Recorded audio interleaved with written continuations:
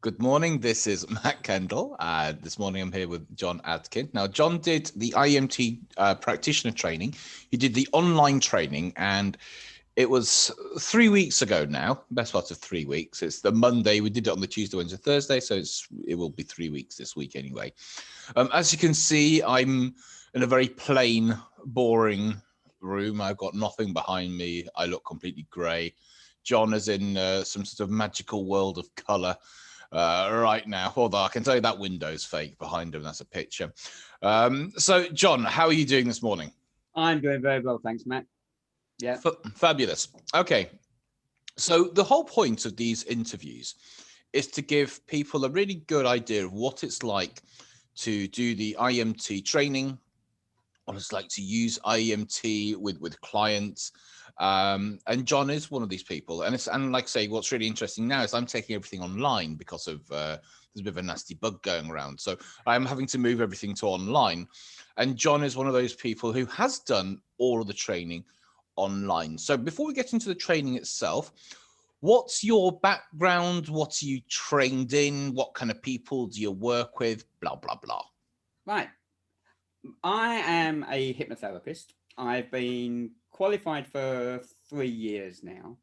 And my background was that I was a IT manager in a primary school for 26 years. Oh, okay. But I used hypnotherapy. I had a lot of illness in my 30s. And I mean a lot. 2 major heart attacks, a couple of strokes, and I've got metal shoulders, so I'm registered disabled. Wow. And I used hypnotherapy back then to get me back on track. I lost my mojo, I lost my confidence and everything, but I used hypnotherapy, good old Paul McKenna, back then, and it got me back, but it got me beyond where I wanted to be. So about 5 years ago, I started to fall out of love with education, to be honest. Loved kids, but I love kids to be kids, and I wasn't loving the way that the curriculum, and especially on computing with the coding and everything, was taking them. Yeah. So I started to look for something to do for myself. And the one thing that a lot of people say about me, especially after the illness, is like, oh God, you've got a lot of belief in yourself, confidence and all that. So I started to train as hypnotherapy, but never actually meaning to do it full time. I wanted to do it just as an aside, really. Yeah. But the more I done it, and the case studies that I done, not only did I find out I could do it, I really enjoyed doing it. It gave me the buzz that I used to get with the kids in. The kids go through primary. So I started, and I qualified, and I started doing it half terms and evenings and everything else. And then 3 years ago, I took the leap and went full time. As far as I'm concerned, best decision I've ever made. Wife, not so sure. But you know, I'm loving it. I'm specializing in content-free hypnotherapy, and in doing that, I'm able to get across the confidence and the self-belief and everything else. And for me, it's really working. So I'm seeing a mixture of clients. I tend to get a lot of children because of my background with teaching. So I get a lot of people who know me, and then the siblings come along and everything else. But I would say the bulk of my clientele are women. Okay. Now, what I do, because I've got a love of computer and technology as well, I do all my own advertising, but come the times of summer holidays and like this week, half terms and that, I change my target around to the boyfriends, the husbands, the dads, but through the women. So whereas, because I know I'm not going to get the women that week because they're busy with the kids, I can get the dads in, and I can get the boyfriends and the uncles and everything else. So I sort of aim my marketing at the women, saying, how's your boyfriend doing? You sure he's okay? Does he just say okay and pretend? And then it gets that question, and then I let them know that I'm there. So I tend to use what time I have between clients and that type of thing, to do my own marketing and aim it at that. But I find that, specializing, I would do fears and phobias. I would do weight loss and smoking, but I would say my niche is building that confidence, that self-belief, that self-worth. Cool. And I just want to pick up on something. If people don't understand what content-free means, content-free means being able to deal with a client and their problems without necessarily having to talk about what they've actually been through. So it's just that people just didn't know what that means. Yeah. So you've had quite the backstory yourself. You've gone from full-time education. You've been through some serious medical issues, which is quite interesting. And then you used hypnotherapy to really sort of get yourself back on track and beyond. And then you went full-time into it.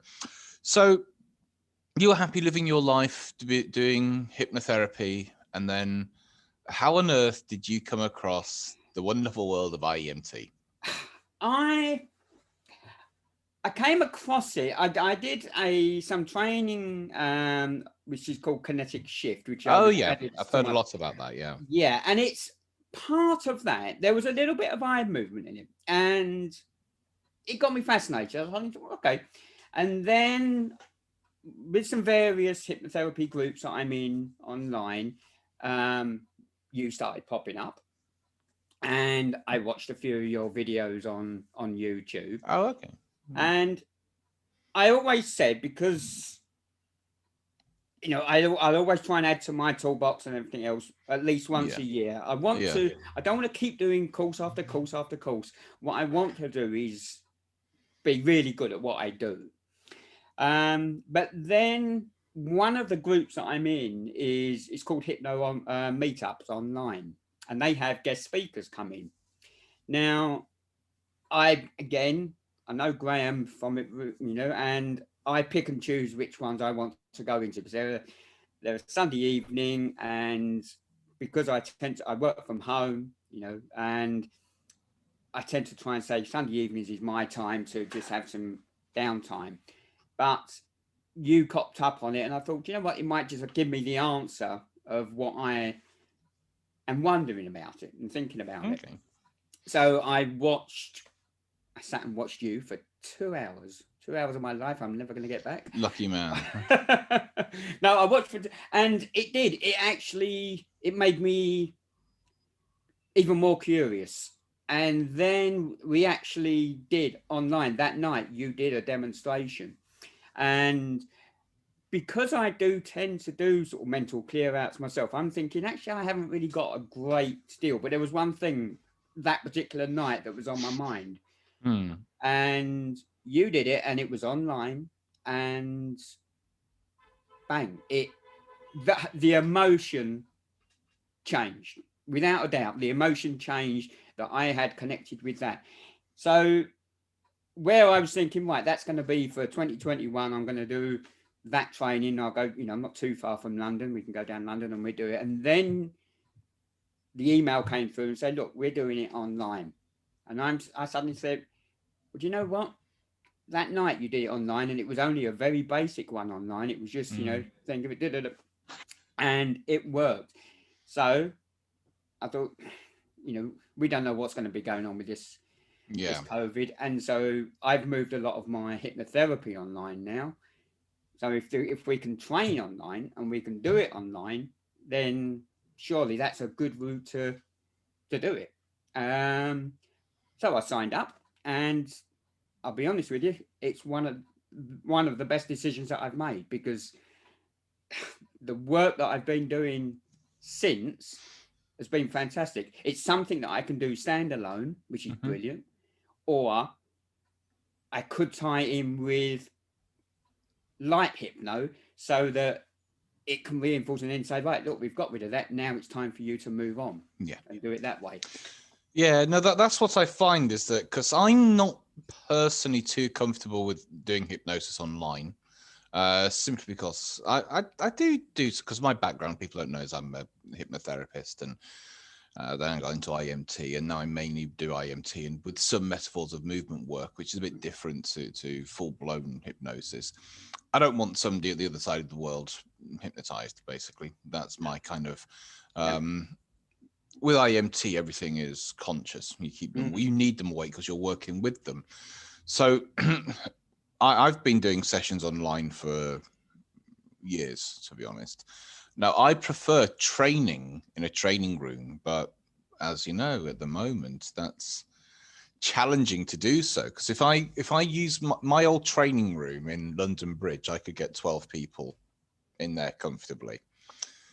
If I do that now, I think I can have 4 people in the same room. But my costs still remain, and hiring a room in central London is not cheap. And also, now a lot of people who train with me will come to London. So if you're coming to London, you've got the expense of your travel, you have hotels for usually a minimum of 2 nights, you have all your meals and stuff. So it usually at least doubles, if not triples, the price of the course overall. What I thought was really great on the training that we did in early October is that we had somebody from New Zealand, somebody from Slovakia, somebody from Wales, Scotland, and then all over the UK, which I would never have been able to train with if I was doing it from London Bridge. So, and it was my first time doing it online as a trainer. So it was interesting. There are some things which I am going to sort of tweak and change as a result of doing it that way. But I've taken a 2-day training because it's 14 hours thereabouts, because it's CPD, Continued Professional Development Certified as well, which you should be getting your certificate through digitally soon because it's all set up, it's all sent off. Because working online, I find it a little bit more intense than doing it in a room. So I've actually broken it down to 3 days as opposed to 2 days. Now, the way that we do stuff, the way that I train on the first day, the first hour of the first day is all theory. It's getting to know everyone and doing an hour of what we call the patterns of chronicity. And so we go through what keeps you stuck, why people have remained stuck. Then we go into basically it's the emotional engineering side of things, which is the memories and the emotions that we look on day 1. Then in day 2, it's very much to do with the identity. I believe if I'm doing this correctly. So we do the 3 pillars, then all the identity of yourself and of other people. Then on the 3rd day, it's basically the extra tools that we use. So that's the episodic time, the physiological state accessing cues, and then we talk about the PTSD model as well, I believe. I'm not quite sure where I put that in. And then we talk about the actual certification process and, the client structure and the session structure, sorry. So let's go through this on a sort of a day-by-day kind of basis. So you come along, there's 10 of us all online. You've obviously done a little bit of IEMT and stuff before because you've seen my webinar and stuff. So how did you find going through each day? We started off doing the memories and emotions, the patterns of chronicity. So basically, how did you find going through the training for both the content and also using it with other people and having it done on yourself? I thought the balance, to be honest, I thought it was perfect. We had a group of 10 people. Yeah. And like you say, from all very different walks of life. Yeah. And I'm pleased to say, that those other 9 people, they've all become friends. We've made a Facebook group. I've heard. Yeah. And it's really good because we had different skills as well, and we can chat. But the training itself, it sounded so easy because you're thinking, oh yeah, just a bit of IEMT, I can do that. But then when it was laid out, when you've done it about looking beyond what the issues were and finding out about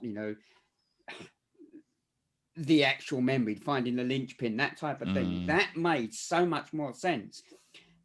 And that is all it's about. You was preparing us for, look, if this happens, this is where we go. If this comes up, this is where you go. Rather than just saying, yep, there we go. Watch your fingers, memory's gone.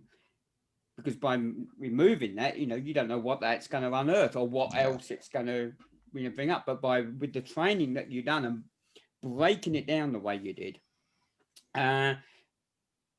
it prepared us. It made us ready. And then, like you say, you sent us off into little rooms and we did into groups, to breakout rooms on Zoom. Breakout rooms, and it was brilliant because you done it that we got to work. I think we nearly got to work with everybody in those groups. So we was dealing with different issues, dealing with different people, and without a doubt, we was all seeing results. And it was good because there was no pressure. You know, the only pressure we were putting was on ourselves to get it done. And you didn't feel, you know, because I think the one thing I found strange, you know, like, you know, because of all the cameras and the views, I'm trying to do a certain pattern, and you suddenly realize, actually, no, my fingers aren't seeing. So isn't it great that we do that with a training partner in a, you know, breakout room, rather than when we're trying to charge a client for it, and then they're saying, well, I can't see your fingers. You know, you can get over silly things like that, and just making a difference. But it was done in such a relaxed way, no pressure, but everybody wanted to achieve, and everyone in that group had something to, you know, to add to it, you know, from a different point of view, different storyline, or what they've done with it. And yeah, I think the balance was absolutely perfect, even just for the sake of, right, before we move on, any questions? There was no rush, and there was no, you know, oh, we do questions at the end and then you run out of time. It was very laid back. It was, you know, it was ideal. And yeah, I think the balance for me was, you know, was absolutely spot on. Thank you. The way that I try to do things is like a 4-step process. So with IEMT, when I first learned IEMT, I found it quite overwhelming. And looking back through the manual now, it's very kind of, to me, it doesn't really make much sense in the way that it flows. And that's not how I learn. The way that I think it was taught, especially quite a long time ago, is more in a Bandler-esque kind of style. As in, like, you'll understand it. You might not understand it now, but you'll understand it later. And I'm not like that. I need to know, right, how do you do this as step by step? And so I've kind of broken it all down into small, like I say, like Lego pieces. And this is how you do this thing. Then that's how it connects here and here and here, rather than like, here's a big concept trying to understand. I'm not very good at that kind of abstract thinking. I need to know precisely what to do. And the way that I teach, so like I say, the first hour and the first day is all the theory. And then everything's broken down into a module or a model, I think I called it. I've forgotten now because I've broken different things up. So with a module, I introduce what it is and explain the concept of it. I then do a demonstration with somebody to show how it works. There is then an exercise. So you go into, you know, the separate rooms, and then there's a review. And so a review, we go over what you thought, what you experienced, and any questions. And then we move on to the next thing, and then the next thing. And so it all builds on a layer by layer by layer. So like I say, on the first day, we were doing the basically the memories and emotions. That's the main focus of the day. What did you, because the thing is, people might not realize, when you're a host, when I'm hosting 10 people and I set up 5 rooms of 2 people for the private rooms, I don't see what goes on. I can go into the rooms, but I don't. I leave. If anyone has a problem, they call me in or ask me a question. So usually when I'm training in a live situation, I'm in the room, so I get to see everything. So when I'm sort of sat there, like, right, come on, you know, it's just like sat here by myself and, you know, checking my phone. What kind of stuff did you see in those private, that sounds a bit wrong, but what kind of changes and stuff did you see in the private rooms, especially around on day one with the memories and the emotions? As I say, for me, with the memories and the emotions, because I thought, you know, in my mind and with the business, I was in a good place. And I didn't feel that I had much to deliver. So I worked with the person opposite on those. And you can see, even online, you had that light bulb moment. You could see when their face changed, their body language changed. And then, you know, we done it as per your instruction. And to be honest, as a group, we don't know that you're not, you know, we thought actually, yeah, you may be able to view and watch in. Right. No.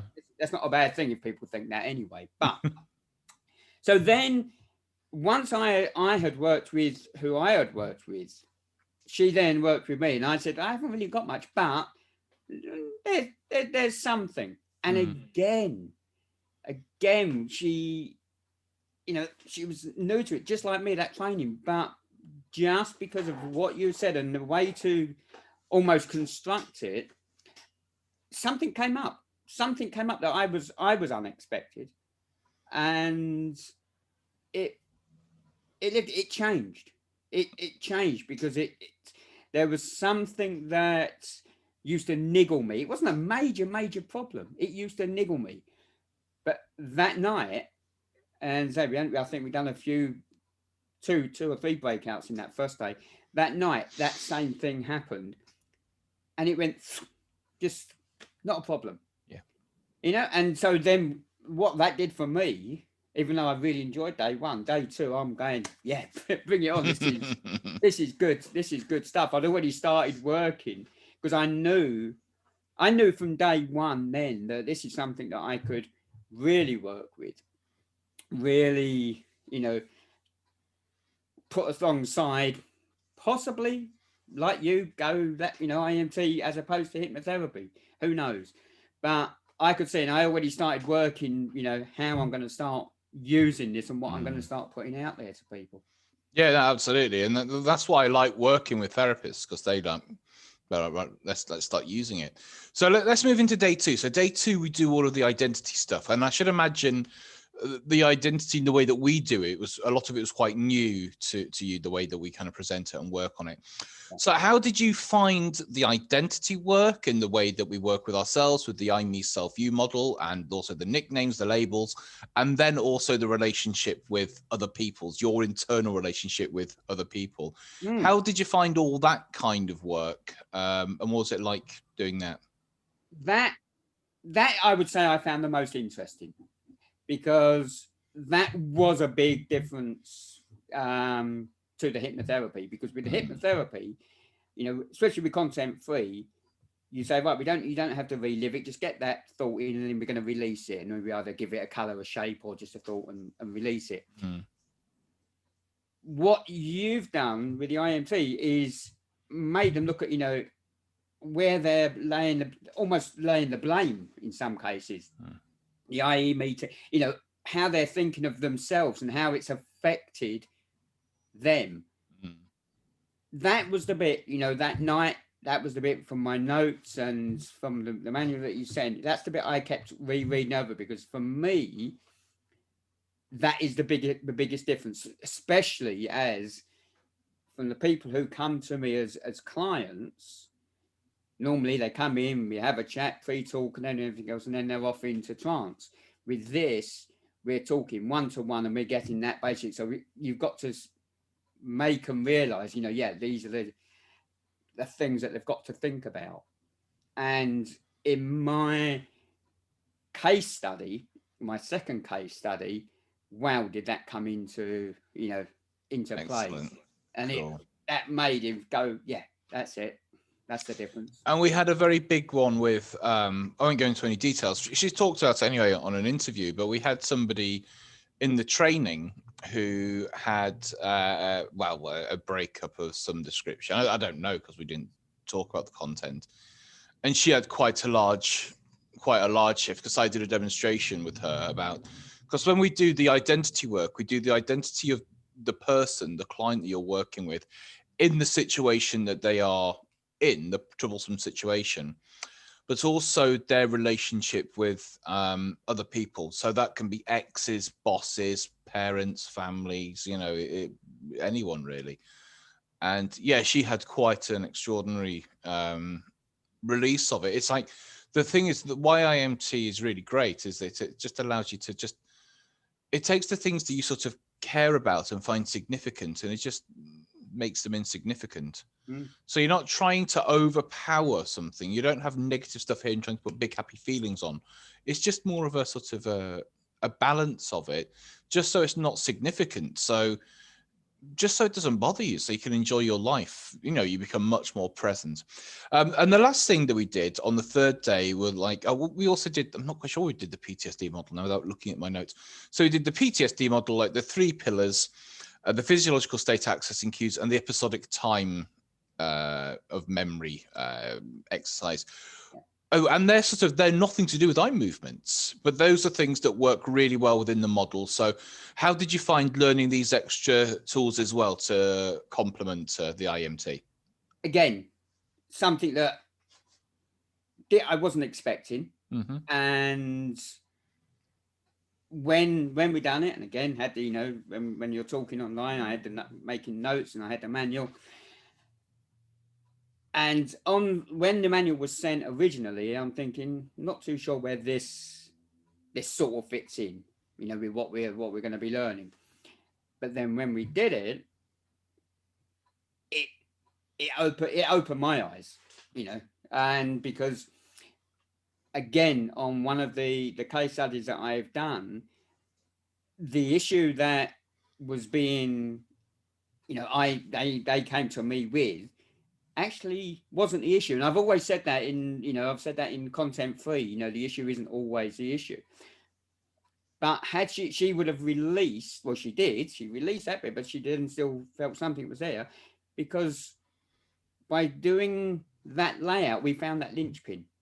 We knew then, actually, the focus of that upset, the focus of the hurt, is actually not what she was thinking at all. It was that. So just by running it around, and even what I found, we sit here, and when we was running it around, you could see him thinking, oh, yeah, what was you doing just before? Oh, yeah, what were they doing just before? Yeah, it was all normal. It was only in their head, and then as time's gone on, more and more, that actually it's all been blown out of proportion in some cases, or they've added to it and all that. So yeah, that, again, for me, it's been absolutely it's been eye-opening, because it sort of leads them into it. So from your training and from your suggestions, when I did, well, I done one yesterday, but the one I did yesterday, when they come in, you do a demonstration. Yeah, and straight away suddenly, whoa, okay. And then so because you've got them on your side, they're straight away, wow, that's really, then you start talking them through it. They're so relaxed, whereas sometimes you could be hitting a raw nerve again, but they're already going, yeah, I want some of this. Yeah, I was doing this, I was doing that. Yeah, they were doing this. A lot of people, when they go for therapy, they go knowing it's not going to work. Mm-hmm. And they will sometimes go to try and prove the therapist wrong, so it validates their issue. Yeah. And so with IEMT, the way that it's structured is that we don't sit down and go, so how are you? It's like, all right, come in. Do you have a memory which stands out? Okay, hold that memory. What's that now like? Okay, sit down. Okay, so what's the problem? Why are you here? And everything that so with a lot of coaching and maybe some NLP, I'm not quite sure, we always say, what do you want? In IEMT, that the leading question is, what's the problem? So you went through the 3 days, and then you started using it, very, very quickly. So the way that you become certified, you go and do 2 case studies with 2 different people, and you do 2 hours with each person, or 2 sessions. It's usually about an hour. Yeah. How did you find taking it from the classroom to the therapy room, as it was actually the same room where you were? Okay, but how did you find taking the structure into, because what we do as well is I actually give people the session structures of what to do in both sessions, just so people know where they're going, just so they know what to do, so you can plan it a little bit. You read their intake form, you have, right, I'm going to do this here, this here, this here. And obviously you can be flexible within the session, but generally, and if this happens, I do this, and if that happens, I do this. So how did you find running like a pure IEMT session with somebody who hasn't experienced IEMT before as well? Right, I loved it. I really did. I'm one of these, I wanted to get straight on it. I didn't want to do it. So what I did at the end of the second night, I put an advert, or I put a post out asking, saying that I'm about to do this. I'm about to go, I'm going to have to do case studies. And I put an appeal out so that they could contact me. And then if I thought, they were suitable, we could go for it. I had a lot of inquiries. Okay, cool. Which is great, because I only took 2 on, and now I've got all the others who are willing to pay for it. Yeah. But I took on one of my case studies was a lady that I had worked with in hypnotherapy, which she had moved on so much. But her particular problem, there was still one trigger. So when she contacted me, I was really pleased that she contacted me because she knew she would come back. She was really excited. I'd put about IEMT. She then obviously gone and Googled it and think, oh yeah, I like this. And the other lady that I chose was someone I'd never ever met, and that I did that purposely because I thought I don't want just people coming here who's all too familiar, because I'm changing my style, because like you say, you know, when you walk in, it isn't, oh, and what do you want, and how, you know, it is, come on, let's da-da-da. So I wanted to treat someone who didn't know me at all or know what I did. And I can, you know, honestly say, you know, hand on heart, the changes in both those ladies, you know, it was unbelievable. I would say, you know, one of them, it was almost as if I changed the lighting and everything else. It went from her face. The relief went from her face. Her body language changed. She smiled and everything else. And, you know, I can't go into the cases of what they were, but there was one thing. One of her triggers was this news item that used to keep popping up, and it was coming up to the anniversary of it. And when she got that, she would collapse. She would go into tears. And she said to me at the end of it, she said, can I put the news item up on the phone? So I said, you know, look, this is my first, but let's see, let's try it. And she smiled, and then she laughed because she smiled. And purposely, the second session was on the day of the anniversary of the incident, and that's a day that she very rarely even leaves the house because she feels everything else. Well, she almost skipped in. She was brilliant, and she couldn't believe it. People around her couldn't believe it, and it makes sense. You know, really, I mean, you see the movement, and I was glad that I just went out there and got it done, because what it has done, it's driven me. I've got a Facebook page, but I've also got a Facebook group which I use for. I do tap, you know, TFT, EFT tapping as well, and I've changed that over to IEMT. So I relaunched that, and it's just got me out there. And then that got me my client yesterday that wasn't a case study, had no knowledge of me as a hypnotherapist or anything. She just knew I've dedicated a page on my website to it. She'd read that through Google and thought, I wonder. And when she left here, she didn't wonder because she knew. And again, it was brilliant for her, but it's going to make such a difference to her and her immediate family as well. And this is what I find. I find a few things. Firstly, if you're, say, when your friend starts doing therapy, they might be doing therapy for a month or 2 months, and you'd be like, oh, how's the therapy go? Oh, yeah, it's really interesting. Okay. But you don't actually, unless they tell you they're in therapy, that you generally don't know. With IEMT, you can be out with your friend one day, everything's normal. Then you can see them like a few days later, and they look physically different. Their gait is different, their body language, their mannerisms, and it's really sort of day and night sometimes, like black and white, on how different people are. And it's not being overly confident or arrogant. It's just once they stop being in pain, mental pain, they are just much happier and much more relaxed. There's lots of physiological and psychological kind of benefits. It's different for everybody. But when there's just no stress in the system, they're not trying, and it's not a false again, they're not trying to feel good. Because when I first learned hypnotherapy, they're like, at the end of the session, make sure they leave the session on a massive high, build it up, make it a color, double, triple, so they leave so they can take on the world. Well, at the end of an IMT session, they might feel awful, because they brought up some horrible stuff, because it takes a little while for it to really process. It takes a few days sometimes.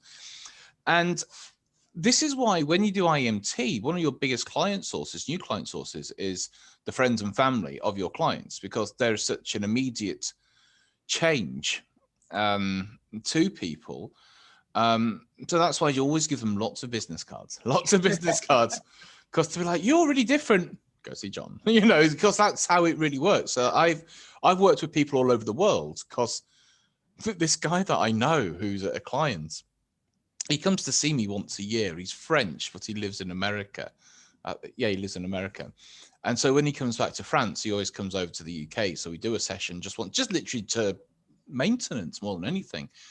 And he was on a plane next to this guy, and they got chatting, and they were flying to America, I think. And so he started talking about IEMT, and his wife was actually involved in 9/11. She was in a lift when the planes were, and I think the lift broke down. And then she came to the UK, and she was here when the bombings were in London. And then she's waiting for the third major thing. Now, she lives in Manhattan, believe it was Manhattan. And they lived on the 37th floor. So going out for a pint of milk's a big deal, And you probably buy a pint of milk in America, you probably buy a gallon or something. I don't know, I just made that up. But so for her to get into a lift, it's like, imagine trying to get a horse into a lift. They're trying to put, just something that doesn't want to go. Yeah. So it usually took several family members and friends, breathing exercises to get down, out, crying. And so one day when her friends came to meet her, they were in her lobby, because it's a very nice place where they live, I should imagine. And the doors opened and she walked out of the lift. They were like, what? What's going on here? Daytime drinking, or what's happening? And they're like, oh, she goes, no, I don't like it, but I can do it. And so then they went in the lift and they went back up, and they're like, you all right? She goes, yeah, I don't like being in here, but I can do it. And they were like, okay. And so I worked with a lot of her friends for a multitude of different reasons.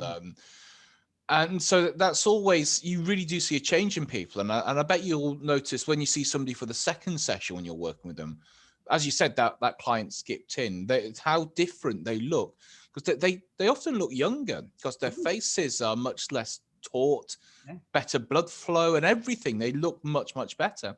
And also, if you've got somebody with low self-esteem and confidence, if they've been living like that for years, and you'll find generally if somebody's got like low confidence and low self-esteem, they won't treat themselves very well in terms of the way they dress, the way they exercise, feed themselves, what they say to themselves.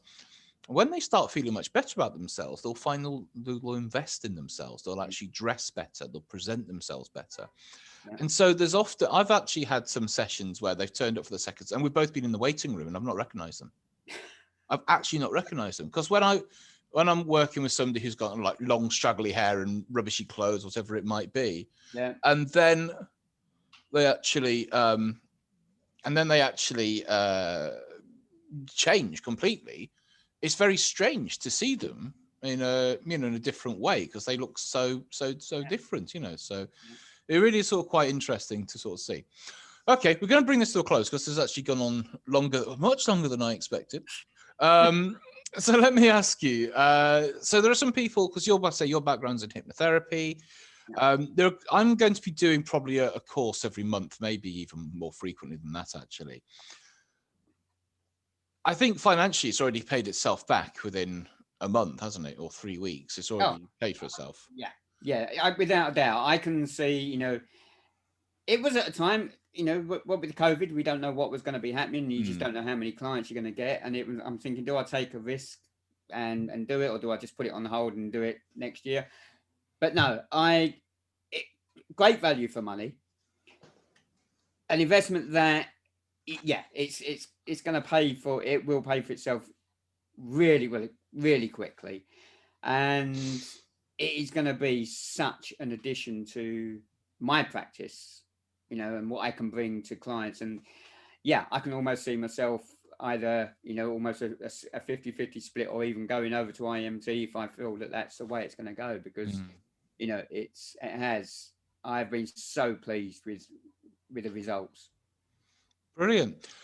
If somebody wants to come and see you, what's your socials? And my socials, I'm on, well, my website is www.johnadkin.com, Jon. I'm posh, I'm Jonathan, but I don't use that. My Facebook page, I'm John Adkin Hypnotherapist, and it's fb.me/Adkin23. And from there you can get, you know, I'm Instagram, I've got YouTube as well, and they're John Adkin _hypnotherapist. But it's been brilliant. It's, you know, I am really, really, really pleased. And, you know, it's, if anyone is thinking about doing it, just do it. It does sound simple, but when you look at the workings of it behind it, it's not as simple as you think, but the results are fantastic.